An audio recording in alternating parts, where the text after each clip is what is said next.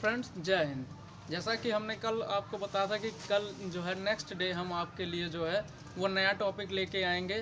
तो नए टॉपिक में आज हम 9th क्लास का जो है वो आपको चैप्टर पढ़ाने वाले हैं जो जिसको जीवन की मौलिक इकाई कहा जाता है, यानी जिसको साधारण भाषा में हम लोग सेल कहते हैं।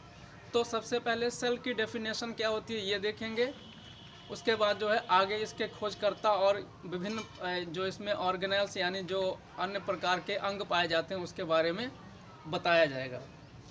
तो शुरू करते हैं हम लोग जो है जीवन की मौलिक इकाई यानी 9th क्लास का चैप्टर फर्स्ट जो है उसके बारे में अध्ययन करेंगे।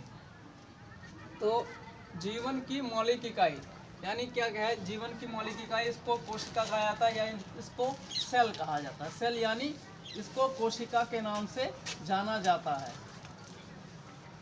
कोशिका के नाम से जाना जाता है। तो कोशिका क्या होती है? कोशिका की अब जो है सेल जो है कोशिका जो है इसकी परिभाषा क्या होगी? कोशिका जो है, कोशिका शरीर की संरचनात्मक एवं क्रियात्मक इकाई है, एवं क्रियात्मक इकाई है। ये क्या है? शरीर की संरचनात्मक, यानी कहने का मतलब जो है पूरा शरीर, इंसान हो या कोई पौधा हो या जानवर हो, उसका पूरा शरीर जो है वो कोशिकाओं यानी सेल्स से मिलकर बना होता है। इसलिए इसको संरचनात्मक और क्रियात्मक यानी इंसान के अंदर जितनी भी क्रियाएं होती हैं वो सेल के द्वारा ही होती हैं, इसीलिए इसको क्रियात्मक इकाई के नाम से जाना जाता है। सपोज दैट जैसे कि हम लोग जब घर बनाते हैं तो उसमें क्या होता है, ईंट से जो है वो घर को बनाया जाता है। ईंट को जब जोड़ा जाता है तो वो क्या बनता है, एक दीवार बन जाता है। लेकिन जब 4 दीवार इकट्ठा हो जाती हैं, जहाँ 4 दीवारों को जो जब जोड़ दिया जाता है तो वो क्या होता है, एक रूम बन जाता है। इसी तरीके से जो है पूरा घर बन जाता है। तो ठीक उसी प्रकार से हमारा जो शरीर है वो कोशिकाओं से मिलकर बना होता है। तो कोशिका सेल जो होती हैं, सेल से क्या मिलकर बनेगा? अब जब समान प्रकार की कोशिकाएं सेल्स आपस में मिल जाएंगे तो क्या बनेगा? एक ऊतक बनेगा, टिश्यू जिसको कहा जाता है। टिश्यू सेल से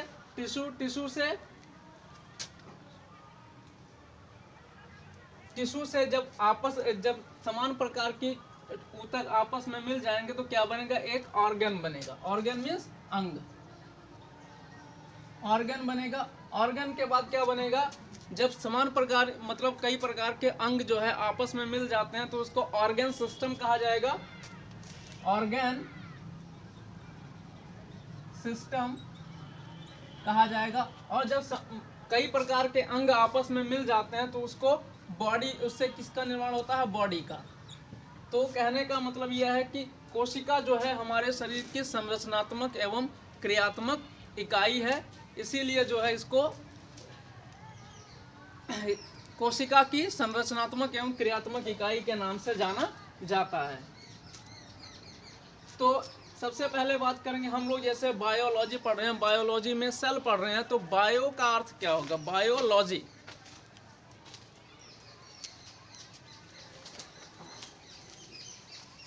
बायोलॉजी का अर्थ क्या होता है? सबसे पहले इसको जानेंगे।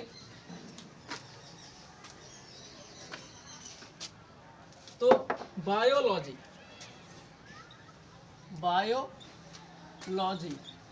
तो बायोलॉजी को जो है हम 2 भागों में डिवाइड करेंगे। जैसे बायो का मतलब होता है जीव विज्ञान, बायो का मतलब होता है जीव विज्ञान, यानी बायो मीन्स जीव और लॉजी मीन्स अध्ययन, यानी जिसमें जो है जीवों का अध्ययन किया जाएगा उसको बायोलॉजी कहा जाता है। बायो मीन्स होता है जीव और लॉजी मीन्स होता है अध्ययन।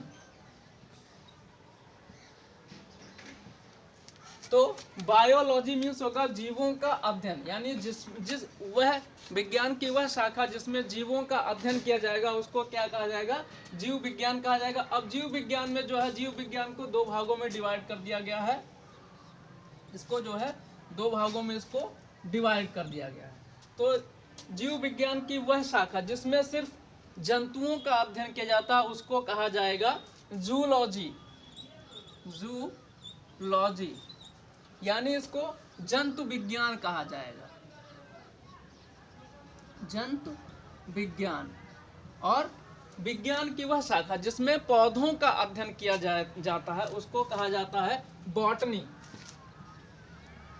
बॉटनी, यानी इसको क्या कहा जाएगा, वनस्पति विज्ञान। अब जो बायोलॉजी है, बायोलॉजी के जनक कौन हैं, बायोलॉजी के जो जनक है यानी इसके जो फादर ऑफ बायोलॉजी जो हैं इसके क्या हैं, अरस्तु हैं,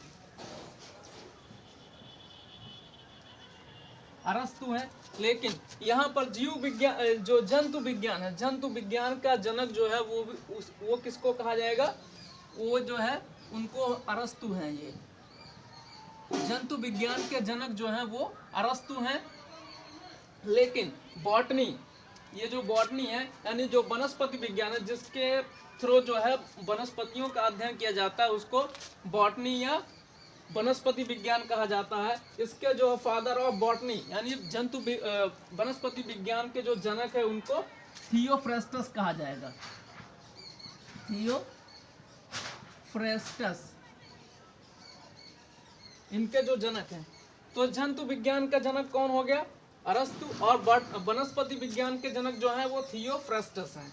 अब बात करेंगे सेल, हम लोग सेल पढ़ रहे थे तो सेल के बारे में जो है उसको अध्ययन करेंगे।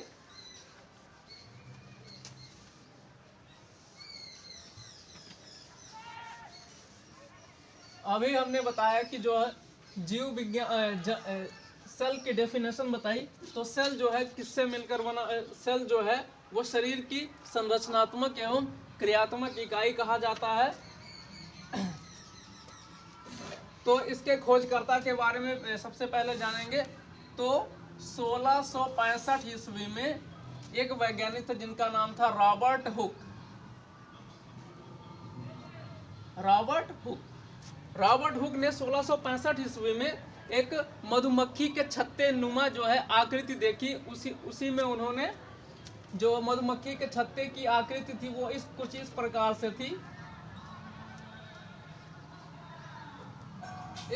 से थी, तो उन्होंने इस मधुमक्खी के छत्ते जैसे आकृति को देखा और उन्होंने इसको सेल नाम दे दिया। यानी ये क्या था, एक पेड़ की छाल से इसको प्राप्त किया गया था, इसीलिए इसको जो है मृत कोशिका कहा जाता है। यानी सबसे पहले जो है रॉबर्ट हुक ने एक मृत कोशिका की खोज की थी 1665 ईस्वी में। 1665 ईस्वी में जो है रॉबर्ट हुक ने एक मृत कोशिका की खोज की थी। लेकिन जो है 1674 ईस्वी में, 1665 ईस्वी में जो है रॉबर्ट हुक ने किसकी खोज की थी, एक मृत कोशिका की यानी डेड सेल की खोज की थी। तो कहने का मतलब जो है 1674 ईस्वी में जो है एक अन्य वैज्ञानिक आए जिनको कहा जाता है ल्यूवेनहॉक।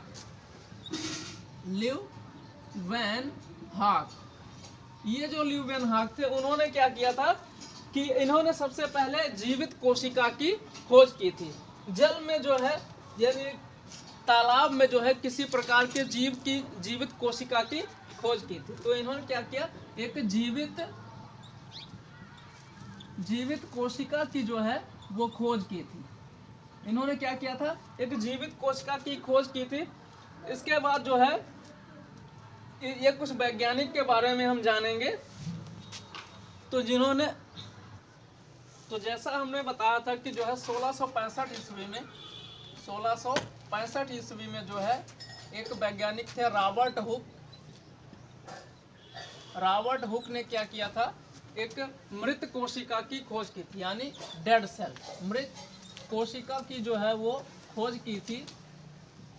इसके बाद जो है हमने जो है बताया कि ल्यूवेनहॉक ने जो है 1674 ईस्वी में जो है 1674 ईस्वी में जो है उन्होंने सूक्ष्मदर्शी से जो है देखा, मतलब जो है नदी यानी जल में जो है सूक्ष्मदर्शी से देखने पर उन्हें कुछ संरचनाएं दिखाई पड़ी, जिनको जो है उन्होंने इनका नाम था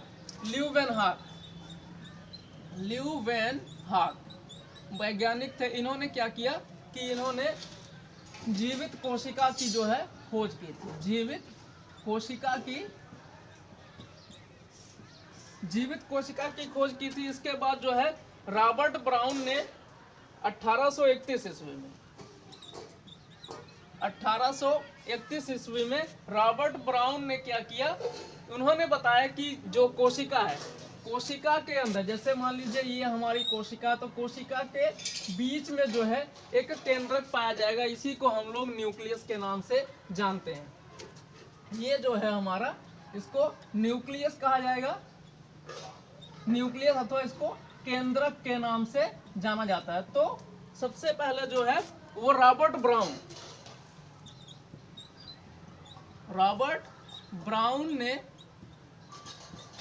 ब्राउन ने क्या किया, ये बताया कि कोशिका के अंदर, कोशिका के केंद्र में एक, कोशिका के बीचों बीच जो होता है एक केंद्रक पाया जाता है, यानी ये न्यूक्लियस होता है, केंद्रक होता है। इसके बाद जो है स्लाइडेन और स्वान 1838 में जो है इन्होंने बताया, स्लाइडेन और स्वान,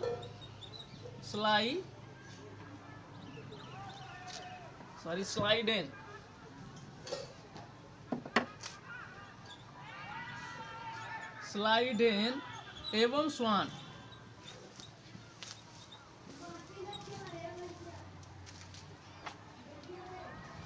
स्लाइडेन और स्वान दोनों ने ही बताया था कि चाहे वो जंतु हो अथवा पौधे हो, जंतु अथवा पौधे हो अथवा पौधा हो, वो उसका पूरा शरीर किससे मिलकर बना होता है, कोशिकाओं से। यानी जंतु हो अथवा पौधे हो, उसका पूरा शरीर जो है वो कोशिकाओं से मिलकर बना होता है, कोशिकाओं से मिलकर बना होता है। इसके बाद जो है 1839 ईस्वी में एक वैज्ञानिक थे जिनका नाम था पुरकिंजे ने यह बताया कि पुरकिंजे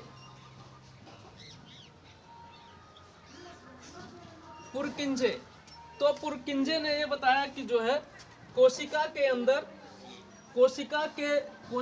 अंदर जो है जीव द्रव्य पाया जाता है, यानी इसमें जो ये फ्लूइड नुमा भरा रहता है, ये जो कोशिकाएं, हमारी कोशिका जैसे जो है ये केंद्रक और जो है कोशिका झिल्ली के बीच में एक द्रव्य पाया जाता है, जिसको कोशिका द्रव्य या जीव द्रव्य के नाम से जाना जाता है। आगे एक वैज्ञानिक थे 1855 ईस्वी में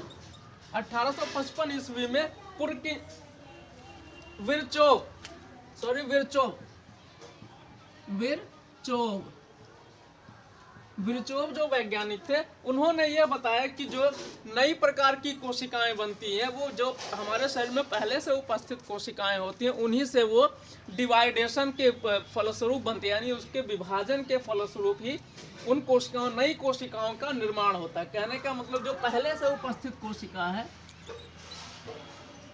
पहले से उपस्थित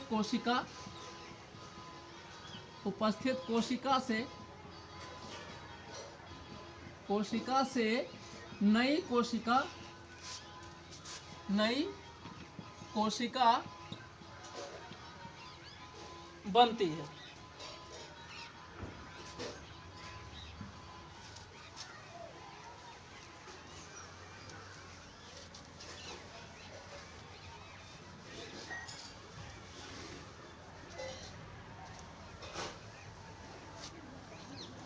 वैज्ञानिक थे नाल एवं रस्का 1900 1940 ईस्वी में एक नॉल एवं रस्का जो वैज्ञानिक थे, उन्होंने क्या किया, इलेक्ट्रॉन सूक्ष्मदर्शी की खोज की। इलेक्ट्रॉन